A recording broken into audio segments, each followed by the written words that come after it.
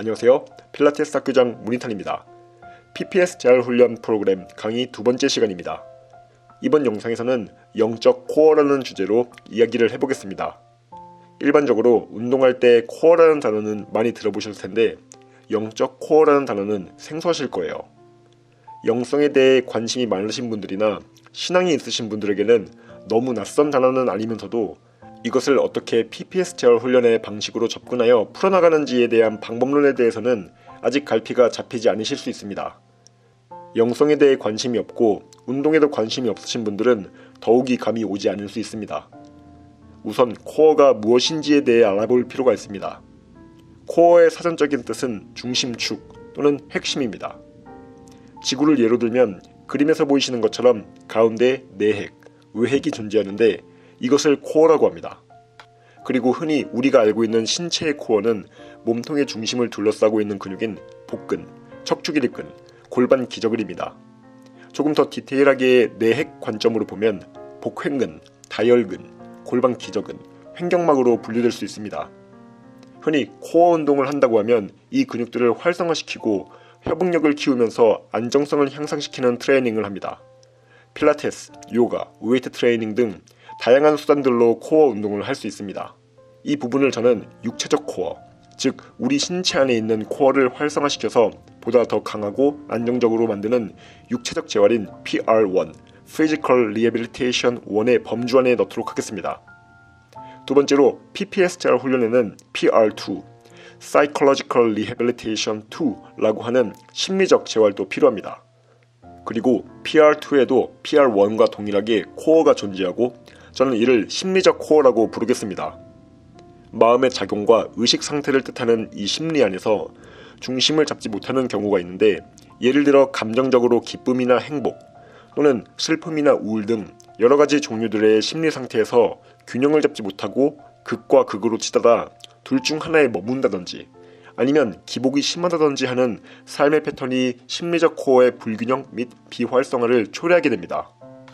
이 PR2가 재활운동을 할 때 우리에게 어떤 긍정적인 영향을 끼치고 어떤 방식으로 훈련하는지 다른 영상에서 따로 소개해드리겠습니다.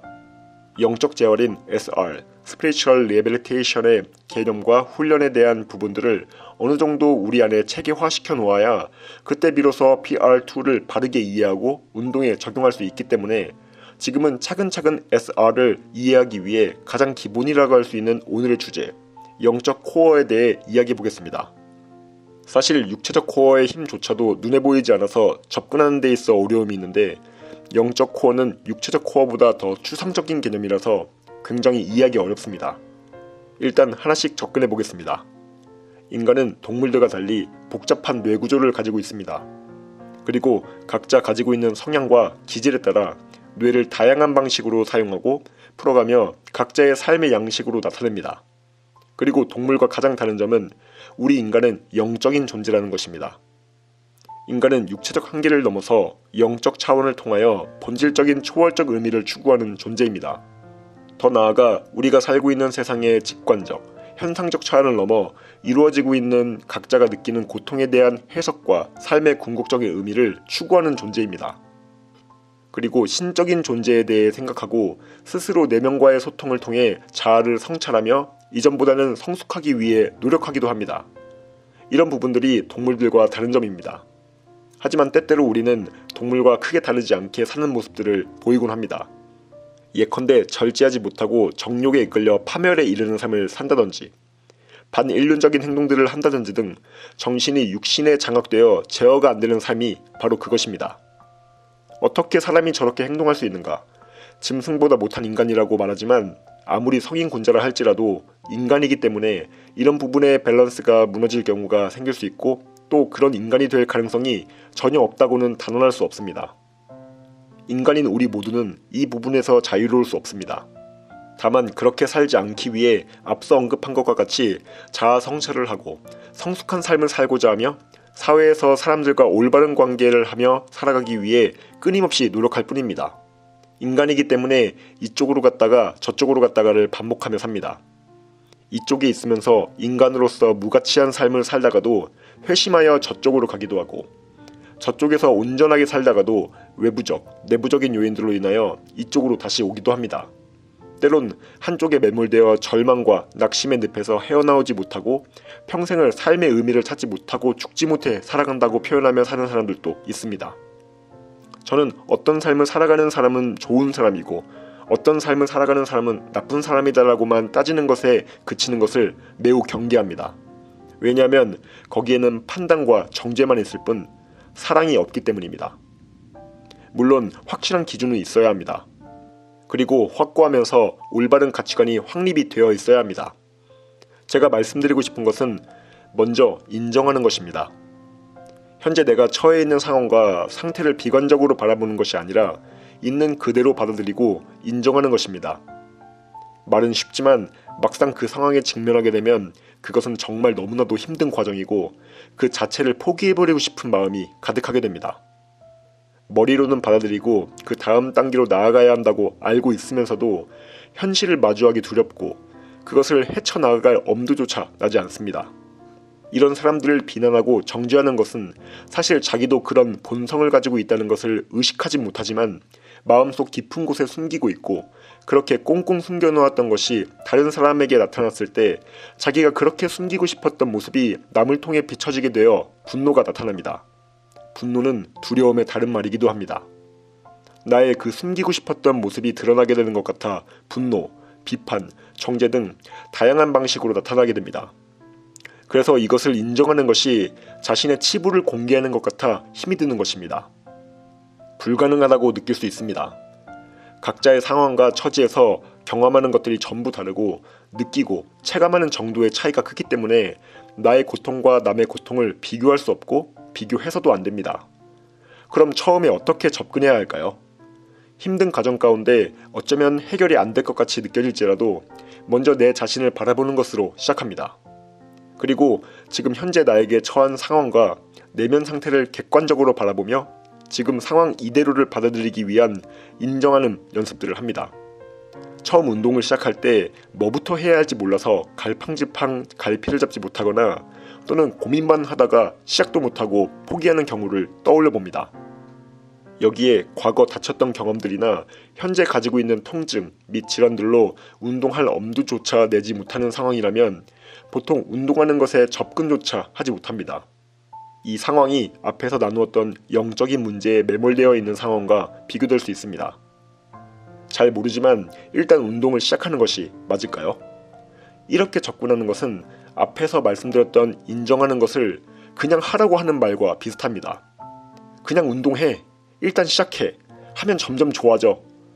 이것이 영의 문제에 있는 사람들에게는 그냥 받아들여. 그냥 인정해. 그럼 편해져. 라고 하는 것밖에 안 됩니다. 어떻게 보면 아주 틀린 말은 아닌 것 같지만 아마도 높은 확률로 이런 대답이 돌아올 것입니다. 누가 좋은 거 몰라? 나도 그러고 싶어. 그런데 그게 너무 힘들어. 우리는 이런 상황에서 서로를 어떻게 바라보고 대해야 하는지도 중요하지만 먼저 내 자신부터 이런 상황에서 어떻게 서 있어야 하는지가 더 중요합니다. 인간은 스스로 이 문제를 해결해 나가기에는 너무 나약한 존재입니다. 나약한 존재라는 것은 이미 앞에서 언급했던 문제 가운데 어느 한계에 봉착하여 스스로 헤쳐나가지 못함으로 증명이 되었습니다. 나는 나약한 존재가 아니다. 스스로 해결해 나갈 수 있고 스스로 존재할 수 있다. 라고 한다면 스스로 해보면 됩니다. 그렇게 하다 보면 어느 곳에 다다르게 됩니다. 그것 또한 SR의 과정이며 그곳에서 또 다른 해답을 발견하는 곳으로 가게 될 것입니다. 하지만 어느 정도 멘탈적으로 안정화된 사람에게는 어렵지 않게 그 과정에 큰 문제 없이 진입할 수 있지만 그것이 아니라면 시도조차 할 수 없습니다. 그래서 인간은 스스로 존재하는 존재가 아님을 먼저 받아들이고 나를 존재하게 해준 신을 인식하는 과정이 선행되어야 합니다. 사실 이 과정이 정말 어렵습니다. 개인적으로 저도 너무나도 어려웠습니다. 처음부터 너무 어려운 것 아닐까라고 생각할 수 있지만 이 문을 열지 않으면 그냥 괴로운 현실에서 희망 없이 살아갈 수밖에 없기에 저희는 둘 중 하나는 선택해야 합니다. 그 선택은 누구를 위해서도 아니고 내 자신을 위해서 언젠가는 해야 합니다. 언제 하느냐는 자유입니다. 동시에 자유에는 책임이 따른다는 사실도 알고 있어야 합니다. 그렇다면 신을 인식하고 모든 것을 맡기기만 하면 이 문제가 저절로 해결이 될까요? 그 부분은 하나님의 마음이니 제가 알 수는 없지만 사람의 중심을 보시고 본질을 꿰뚫어 보시는 하나님께서는 우리가 이제 믿음을 가지고 어떻게 상황을 헤쳐나가야지 하나님의 계획과 시간의 순종으로 나아가는지 보십니다. 그래서 믿었다고 끝도 아니고 무언가 하나 해냈다고 끝도 아닙니다. 제가 성경 구절 중 마음속 깊이 새기고 있는 구절이 하나 있습니다. 내가 이미 얻었다 함도 아니요 온전히 이루었다 함도 아니라 오직 내가 그리스도 예수께 잡힌 반 된 그것을 잡으려고 달려가노라. 사도 바울이 하신 말씀입니다. 제가 성경에 나오는 인물 중 가장 좋아하는 사람이 사도 바울이라 앞으로의 영상들에서 자주 등장할 예정입니다. 이 말씀에서 우리가 문제 가운데 어떻게 해나가야 하는 것을 생각해 볼 수 있습니다. 그리고 그것이 영적 코어 밸런스와 안정성을 향상시키는 과정에서 필수적인 마인드입니다. 우리 영혼에도 중심이 있어서 균형을 잘 유지 못하면 영혼이 타락될 수도 있고 또 반대로 믿음 안에서 굳건히 서 있으면 깨끗한 영혼으로 될 수 있습니다. 그 중심을 자꾸 잘 잡지 못하도록 온갖 세상 유혹들이 있기에 영적 코어 훈련을 하여 올바르게 서 있어야 합니다. 이 역시도 내 스스로 하려 하면 오히려 더 흔들리고 무너지게 됩니다. 그래서 하나님께 매어있는 삶을 살아가야 합니다. 마치 포도나무의 가지가 나무에 붙어있지 않고 독단적으로 살아가려고 분리되면 당장은 썩지 않고 큰 변화가 없어서 문제가 없는 것처럼 보이지만 결국 나무의 뿌리로부터 영양분을 공급받지 못해서 썩을 것이고 포도라는 열매를 맺지도 못하게 되는 것과 같습니다. 그래서 우리가 가지라면 내가 혼자 사는 살아갈 수 없는 가지임을 인정하고 포도 열매를 맺기 위해 또는 썩지 않고 살아가기 위해 어떤 스탠스를 취할 것인가에 대해 진지하게 생각해 보아야 합니다. 나는 지금 나무에 잘 붙어있는 가지인지 위태롭게 겨우 대롱대롱 매달려 있는 가지인지 떨어져 나가고 싶어서 안달난 가지인지 그리고 이미 땅에 떨어져서 혼자 끙끙대며 사람들에게 짓밟혀가고 살아가고 있는 가지인지 자기 객관화를 하게 됩니다. 그리고 내가 어떤 가지로 살아가야 하는지 왜 그 가지로 살아야 하는지 그 가지로 살려면 어떤 것들을 해야 하는지 목표로 하는 가지가 되어서 그 다음에는 어떤 것을 할 것인지 등 로드맵이 그려지는 단계로 넘어갑니다. 어린 시절 누군가 꿈을 물었을 때 누구는 경찰관, 소방관, 의사 등등 막연하게 답을 했던 경험들이 있습니다. 또는 학생 때 공부를 하는 이유를 물으면 좋은 성적을 받고 좋은 대학교에 입학하기 위함이라는 답을 하는 경험들도 있습니다. 그런데 영적 코어 훈련은 이런 마인드로 하면 굉장히 어렵고 답이 보이지 않습니다. 당장의 영적 코어라는 주제를 뒤로 제쳐놓고라도 왜 꿈으로 그 직업을 택했는지 또는 왜 좋은 대학교에 입학해야 하는지에 대한 마인드맵을 명확하게 그려놓고 생각하며 누군가 물었을 때 대답할 수 있어야 합니다. 보통 우물쭈물대며 대답을 못하거나 그냥 별 생각 없이 뭔가는 해야겠고 남들도 다 하는 거니까 나도 남들에게 뒤처지지 않으면서 살 수 있는 안정적인 것만 일단 추구합니다. 그런데 저는 묻습니다. 좋은 대학교 들어간 다음에 어떤 것 하려고? 의사가 된 다음에 뭐 하려고? 따지는 것이 아니라 궁극적으로 추구하는 것이 무엇인지를 묻는 것입니다. 예를 들어 공부를 하는 이유가 좋은 대학교에 입학하기 위해서거나 의사가 되기 위해서라고 한다면 좋은 대학교에 입학하지 못하거나 의사가 되지 못했을 경우 낙심에 빠질 수 있습니다. 물론 그것을 딛고 다시 일어나 노력하여 결국 이뤄내거나 그런 과정에서 다른 비전을 발견할 수 있습니다. 이런 부분은 저도 긍정적으로 봅니다. 하지만 그러지 못하는 사람들은 낙심에서 절망으로 바뀌고 삶의 의미를 잘 찾지 못하는 상태가 되어버릴 수 있습니다. 반대로 공부를 하는 이유가 아픈 사람을 위해 헌신하고 싶고 낫게 해주고 싶은 것이라면 혹 좋은 대학교에 못 들어가더라도 의사가 되지 못하더라도 자신이 가졌던 목표와 근접한 직업을 찾게 되고 처음에 가졌던 소망을 성취하며 살 수 있게 됩니다. 물론 말로만 하는 것이 아니라 끝없는 열정을 가지고 있어야 이 부분도 가능케 됩니다. 하지만 이 둘의 차이는 명확합니다. 삶의 궁극적인 목표의식의 설정입니다.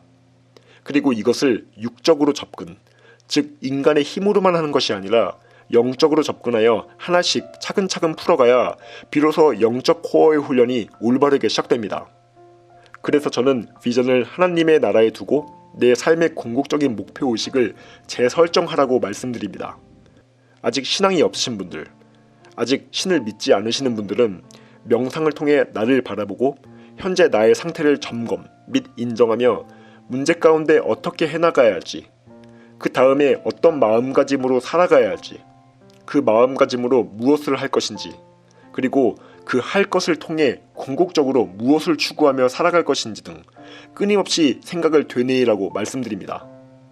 이것이 영적 코어를 활성화시켜 줄 것이며, 활성화된 영적 코어를 통하여 육체적인 문제와 심리적인 문제들을 하나씩 해결해 나갈 수 있습니다.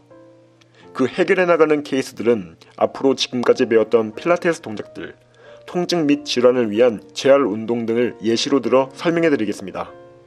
우선 그것들이 가능케 되려면 오늘의 주제인 영적 코어를 미약하지만 활성화시키는 데에서 시작해야 합니다. 지금 당장은 강할 필요가 없습니다. 중요한 것은 PPS 간의 균형입니다. 그래서 저는 영적 코어를 강화시킨다는 표현보다는 활성화시킨다는 표현을 하고 싶습니다. 원시인이 불을 피울 때 엄청난 노력으로 불씨를 만들고, 그 작은 불씨를 가지고 불을 피워서 큰 불을 만들어 사냥도 하고 음식도 만들고 들짐승으로부터 보호도 받고 체온도 유지하는 등 여러가지 필요한 데에 사용했던 것처럼, 여러분들의 영적 코어도 그 작은 불씨를 시작으로 활활 타오르는 영적 코어가 되어 여러분들의 삶에서 궁극적으로 추구하시는 부분에 이 영적 코어가 올바르게 사용이 되시기를 바랍니다. 오늘 영상은 여기까지입니다. 다음 영상으로 찾아뵙겠습니다. 시청해주셔서 감사합니다.